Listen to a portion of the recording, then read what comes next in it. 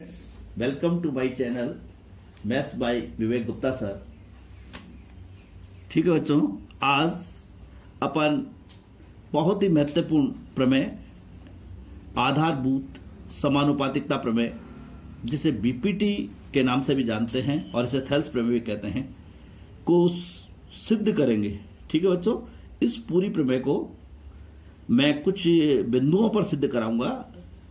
किसी भी प्रमेय को सिद्ध करने के लिए जैसे दिया है, उसके बाद क्या सिद्ध करना होता है, फिर कुछ रचनाएं अपन करते हैं, फिर उसके बाद उसकी उपपत्ति यानी प्रूफ करते हैं, और जब कोई चीज सिद्ध हो जाती है तो अपन इति सिद्धम कहते हैं। इसलिए इस प्रमेय को, पूरी प्रमेय को ध्यान से देखना बहुत जरूरी है बच्चों। और मैं कुछ ट्रिक्स आपको बताऊंगा बच्चों, जिस ट्रिक्स को याद रखकर आप इस प्रमेय को कुछ ही सेकंडों में कर पाएंगे, यानी कि आपकी स्मरण शक्ति में ये कुछ ही सेकंडों में प्रमेय आने लगेगी और आप इसे सिद्ध कर पाएंगे।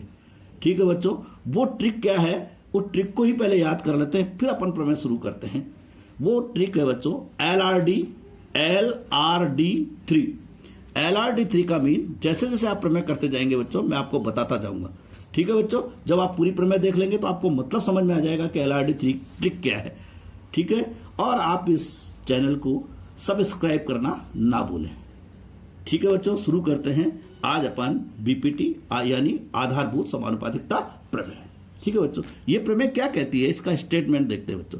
यदि किसी त्रिभुज की एक भुजा के समानांतर अन्य दो भुजाओं को भिन्न भिन्न बिंदुओं पर प्रतिच्छेद करने के लिए एक रेखा खींची जाए, तो ये अन्य दो भुजाएं एक ही अनुपात में विभाजित हो जाती है। ठीक है बच्चों, इसको अपन इस त्रिभुज के द्वारा समझते हैं। देखिए बच्चों, ये एक त्रिभुज है, त्रिभुज दिख रहा है बच्चों ABC। ठीक है, अपने को क्या कह रहा है बच्चों, इस त्रिभुज में अपने को एक समानांतर रेखा खींचनी है। ठीक है बच्चों, तो मैं क्या कर रहा हूं, BC रेखा दिख रही है बच्चों, इसके समानांतर ये एक रेखा ड्रॉ कर रहा हूं।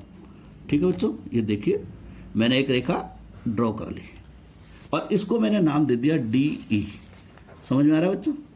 तो अपने को ये प्रमेय यही कह रही है कि यदि किसी त्रिभुज में एक भुजा के समानांतर, यानी एक भुजा कौन सी ली, BC के समानांतर कौन सी रेखा खींची बच्चों, मैंने DE।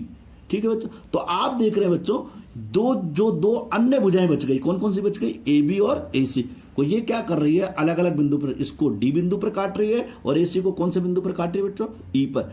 ठीक है बच्चों, तो ये कहता है ये जो टुकड़े हो गए, आपने देखा होगा ये वाला टुकड़ा यानी AD/DB का अनुपात वही होगा जो किसका होगा बच्चों, AE/EC का। समझ में आ गई प्रमेय क्या कर रही है? तो अब अपन सबसे पहले मैंने कहा था 5 बिंदुओं पर अपने को इस प्रमेय को समझना होगा। सबसे पहले बच्चों दिया है। ठीक है बच्चों, सबसे पहले अपन क्या लिखेंगे बच्चों, दिया है। ठीक है, तो दिया हुआ अपने को क्या है, त्रिभुज ABC। त्रिभुज ABC में ध्यान रहे बच्चों, त्रिभुज ABC में क्या है, DE किसके समानांतर है बच्चों, ये समानांतर का साइन होता है BC के। क्लियर बच्चों? और ये AB जो खींची गई है जो AB व AC को, ठीक है बच्चों, क्रमशः D व E बिंदु पर काटती है। क्लियर हो गया बच्चों? बिंदु पर क्या करती है, काटती है। ये आपको गिवन है। अब अपने को क्या सिद्ध करना है बच्चों, सिद्ध करना है जैसा कि प्रमेय से स्पष्ट है। क्या लिखा है, समानुपातिकता। समानुपातिकता का मतलब होता है बच्चों समान अनुपात, और अनुपात का मतलब होता है बटा। तो AD, ध्यान रखो बच्चों, इसका भाग कौन सा है, AD और DB, इन दोनों का जो अनुपात होगा वो इन दोनों के बराबर होगा। यही अपने को क्या करना है बच्चों, सिद्ध करना है। समझ में आ गया बच्चों, क्या सिद्ध। अब किसी भी चीज को सिद्ध करने के लिए अपने को क्या करनी पड़ती है बच्चों, रचना करनी पड़ती है। ठीक है, रचना क्या की अपन ने, जरा देखिए गौर से। ठीक है बच्चों, ये देखिए अपन क्या करेंगे बच्चों, ये जो D है, D से AC पर एक लंब डाल रहे हैं। ठीक है बच्चों, लंब का मतलब होता है 90 डिग्री का कर।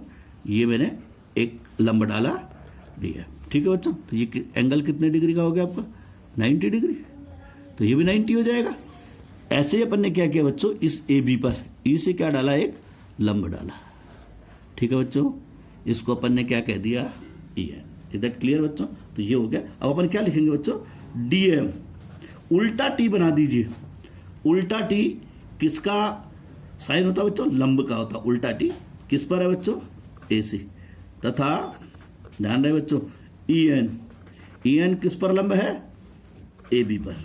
समझ में आ रहा है बच्चों, राइट। साथ ही अपन ने क्या किया बच्चों, बी और ई को मिलाया, ठीक है बच्चों, बी को मिला लिया और इधर सी डी को भी क्या कर लिया अपन ने, मिला लिया, ज्वाइन कर लिया, ठीक है बच्चों। ये हो गया अपना। तो रचना में क्या लिखेंगे, तथा, ठीक है बच्चों, बीई तथा सीडी को क्या किया बच्चों, मिलाया, ठीक है बच्चों। आ रहा समझ में यहाँ तक, ये अपन ने इसको क्या कर दिया, ज्वाइन कर दिया। अब बच्चों क्या आ रहा है, उपपत्ति। रचना का काम खत्म हो गया बच्चों, तो अपन क्या लिखेंगे, उपपत्ति। इसको इंग्लिश में प्रूफ कहते हैं बच्चों। और ये किसी भी प्रमेय का हार्ट होता है, दिल होता है, यानी ये सबसे महत्वपूर्ण चीज होती है बच्चों। इसलिए इसको बहुत जरूरी है कि अपन समझें। अब अपनी बेटा ट्रिक काम आएगी। मैंने क्या ट्रिक बताई थी आपको, LRD3। कौन सी ट्रिक बताई बच्चों, LRD3। अब LRD का मतलब क्या है बच्चों, वो समझिए। सबसे पहले L का मतलब होता है बच्चों लेफ्ट हैंड, तो अपने को लेफ्ट हैंड में आना है। R का मतलब फिर राइट हैंड में जाना है, और D का मतलब डाउन में। तो सबसे पहले लेफ्ट हैंड, ध्यान करिए बच्चों, लेफ्ट हैंड का मतलब इधर। तो देखिए अपन इधर आ रहे हैं, इधर की बात कर रहा हूं मैं, लेफ्ट हैंड ये है मेरा, तो लेफ्ट हैंड में पूरी ए भी मुझे। तो देखिए बच्चों एक ट्रायंगल तो आपको ये नजर आ रहा होगा, ADE आ रहा है बच्चों, और साथ में आप देखेंगे एक ट्रायंगल और बोल रहा हूं मैं, DBE दिख रहा है बच्चों, ये एक ट्रायंगल नजर आ रहा है। लेकिन आप देखिए दोनों पर लंब एक ही है, EN। और किसी भी त्रिभुज में लंब हमेशा क्या कहलाता है बच्चों, उसकी ऊंचाई कहलाता है। इधर क्लियर। तो सबसे पहले अपन क्या करते हैं बच्चों, यहाँ क्षेत्रफल का सूत्र लिख लेते हैं। त्रिभुज के क्षेत्रफल का सूत्र क्या होता है बच्चों, ये देखिए, त्रिभुज का क्षेत्रफल, उसका सूत्र होता है बच्चों 1/2 आधार इंटू क्या आएगा बच्चों, ऊंचाई। ये त्रिभुज के क्षेत्रफल का सूत्र होता है 1/2 आधार इंटू ऊंचाई, ठीक है बच्चों। अब अपने को क्या करना है बच्चों, दो त्रिभुज देखिए, मैंने कहा ना लेफ्ट हैंड पे ही चलना है, तो लेफ्ट हैंड में अपने को क्या करना है, एरिया, किसका एरिया बच्चों, त्रिभुज ADE का, ठीक है बच्चों, बटा किसका अनुपात लेना है, ये देखिए दूसरा त्रिभुज इधर ही लेफ्ट हैंड की तरफ देखिए आप, तो मैंने कहा ना ये रहा लेफ्ट हैंड, ठीक है बच्चों, एरिया ऑफ त्रिभुज DBE, त्रिभुज DBE दिख रहा है बच्चों, ठीक है। अब देखिए, और एरिया का सूत्र, क्षेत्रफल का सूत्र मैंने क्या बताया बच्चों, 1/2 आधार इंटू ऊंचाई, तो 1/2, ध्यान रहे बच्चों, आधार कौन सा होता है जिस पर लंब, तो इसका ADE का आधार कौन सा, इस ADE त्रिभुज का आधार कौन सा है, AD, और लंब कौन सा बच्चों, ये, ठीक है बच्चों। अब देखिए 1/2, इस त्रिभुज का आधार कौन सा हो गया बच्चों, DB, लेकिन आप देख रहे हैं इसका लंब EN ही है, क्योंकि अपन ने इस AB पर लंब डाला था, EN से EN कट, 1/2 से 1/2 कट, ठीक है बच्चों। क्या रह जाएगा अपने पास, देखिए AD/DB, और ये क्या हो गया बच्चों, इक्वेशन नंबर 1, समीकरण नंबर 1, ठीक है बच्चों। इक्वेशन नंबर फर्स्ट आ गई। अब इक्वेशन सेकंड के लिए अपने को राइट हैंड पे चलना पड़ेगा, ठीक है बच्चों। तो ये देखिए राइट हैंड पर आ जाए, एक ट्रायंगल अपने को कौन सा लेना है बच्चों, एक ट्रायंगल लेना है अपने को ADE, दूसरा ट्रायंगल कौन सा लेना है बच्चों, त्रिभुज देखिए DCE, समझ में आ रहा है बच्चों। तो ये दो ट्रायंगल हो गए, इनके एरिया का अनुपात लेना है, तो क्या लेना है बच्चों, देखिए एरिया, ठीक है बच्चों, ADE बटा, देखिए बच्चों कौन सा लेना है, एरिया ऑफ DCE, समझ में आ रहा है बच्चों। 1/, कितना होता है 1/2, आधार कितना बच्चों इसका A, और लंब कौन सा हो गया आपका, यानी ऊंचाई, जो लंब है वही ऊंचाई है, 1/2, ठीक है बच्चों। इसका आधार कितना हो गया बच्चों, EC, और लंब कौन सा हो गया, यानी ऊंचाई कौन सी हो गई, D है, ठीक है बच्चों। समझ में आ रहा है, 1/2 आधार इंटू ऊंचाई, ये कट हो गया, ये कट हो गया, क्या आ गया बच्चों, AE/EC, समझ आ रहा है बच्चों। ये इक्वेशन नंबर क्या हो गई, सेकंड। इधर क्लियर, समझ में आ रहा है बच्चों। मैंने क्या कहा था बच्चों, लेफ्ट हैंड आ गए अपन, राइट हैंड आ गए, अब डाउन में आना है, ये चीज समझनी है आपको डाउन में, ठीक है बच्चों। तो देखिए इसके लिए मैं आपको एक चीज समझा रहा हूं बच्चों, ठीक है, जो आपने 9th में भी पढ़ी होगी। ये देखिए, ये डायग्राम देखना बच्चों, बहुत इंपॉर्टेंट डायग्राम मैं बता रहा हूं बेटा आपको। इसको यहां से इसी डायग्राम को ऊपर करके देखो, ये D नजर आ रहा है, ये E आ रहा है, और ये B आ रहा है, और ये कौन सा बच्चों, C। आपको पता होगा बेटा ये गिवन था, D अपन ने किसके पैरेलल खींची थी बच्चों, इसके, ठीक है। तो ये दोनों कैसी हो गई, समानांतर रेखाएं हो गई, ठीक है। और इसके बीच में ध्यान रहे बच्चों, जब एक ही आधार होता है, एक ही समानांतर रेखा होती है, जितने भी त्रिभुज बनते हैं उन सबके क्षेत्रफल क्या होते हैं बच्चों, समान होते हैं। यही प्रमेय अपने को यहां लगानी है। तो जरा ध्यान से देखिए, मैं जिन दो त्रिभुजों की बात कर रहा हूं, ठीक है बच्चों। एक त्रिभुज तो ये देखिए, देखना जरा, अपन ने लिया है DBE, दिख रहा है बच्चों, DBE। और एक आपका त्रिभुज देखिए DCE, दिख रहा है बच्चों ये वाला। एक तो ये वाला त्रिभुज और एक ये वाला। आप देख रहे हैं DE दोनों में क्या है, कॉमन है, उभयनिष्ठ है बच्चों। तो आधार तो दोनों का एक ही हो गया। और अगर आप देखें तो ये दोनों एक ही समानांतर रेखा कौन सी, BC के मध्य है, बने हुए दोनों, इसलिए इन दोनों त्रिभुजों का क्षेत्रफल क्या हो जाएगा बच्चों, समान हो जाएगा। कौन कौन से का, त्रिभुज DBE का और त्रिभुज DCE का क्षेत्रफल क्या हो जाएगा बच्चों, समान हो जाएगा। यानी आपके जो इक्वेशन नंबर फर्स्ट में क्या है, DBE है, और सेकंड में क्या है बच्चों, DC। इन दोनों के क्षेत्रफल भी क्या हो जाएंगे, समान। ये अपने कौन सा चलेगा, तीसरे में। तो क्या लिखेंगे बच्चों, त्रिभुज, ठीक है बच्चों, त्रिभुज बोलिए DBE तथा त्रिभुज, ध्यान रहे बच्चों, कौन सा, DCE का आधार कौन सा है बच्चों, समान आधार है। कौन सा समान आधार है, DE का आधार DE है। तथा ये दोनों त्रिभुज एक ही समानांतर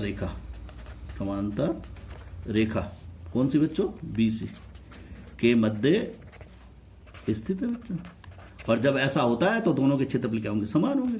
तो एरिया ऑफ क्या है बच्चों, बोलिए, ट्रायंगल DBE बराबर एरिया ऑफ क्या आएगा बच्चों, दूसरा अपना कौन सा है, बोलिए, ट्रायंगल DCE। इन दोनों का क्षेत्रफल क्या हो जाएगा बच्चों, समान हो जाएगा, राइट। अब आप देखिए समीकरण 1, 2, 3 को जरा गौर से देख रहा, ठीक है बच्चों। ऊपर क्या है बच्चों, त्रिभुज ADE है, इसमें भी ADE है। नीचे यह क्या है, त्रिभुज DBE है, यहां क्या है, DC। लेकिन आपने क्या किया बच्चों, इन दोनों को भी बराबर कर दिया बच्चों। हर इस पहले वाले समीकरण का हल, हर और दूसरे वाले समीकरण का हर, दोनों क्या हो गए, बराबर हो गए। इसका मतलब क्या हो गया, समीकरण 1, 2 व 3 से, ठीक है बच्चों, कौन सा पक्ष बराबर हो गया आपका, कौन सा पक्ष बराबर हो गया, बायां पक्ष बराबर हो गया, तो दायां पक्ष भी बराबर होगा। तो इसलिए क्या हो जाएगा बच्चों, AD अपॉन DB बराबर क्या हो जाएगा बच्चों, AE बटा EC। यही अपने को क्या करना था बच्चों, सिद्ध करना था। अपन इति सिद्धम भी लिख सकते हैं या यही लिख सकते हैं, यही सिद्ध करना था। समझ में आया बच्चों। इसको याद करने का तरीका मैंने आपको बताया। LRD3 वापस बता रहा हूँ बच्चों। L का मतलब होता है एक बार लेफ्ट हैंड जाना है, R का मतलब एक बार राइट हैंड जाना है, और एक बार आपको कहाँ आना है बच्चों, नीचे, डाउन साइड। समझ में आ रहा है बच्चों। 3 इक्वेशन, 3 समीकरण आपसे बन जाएंगे। तीनों समीकरणों से आपकी थ्योरम क्या हो जाएगी, प्रमेय क्या हो जाएगी बच्चों, सिद्ध हो जाएगी। तो इसको किस नाम, कैसे याद रखेंगे, LRD3। ठीक है बच्चों। नहीं समझ में आ रही है बच्चों, एक नहीं 2 बार देखें बच्चों, ठीक है बच्चों। बार बार इसको देखकर इसका अभ्यास करें, और चैनल को सब्सक्राइब करना ना भूलें बच्चों। और अगर आपको वीडियो पसंद आती है तो कमेंट सेक्शन में अपने कमेंट्स जरूर लिखें। Thank you. नेक्स्ट वीडियो में फिर मिलते हैं।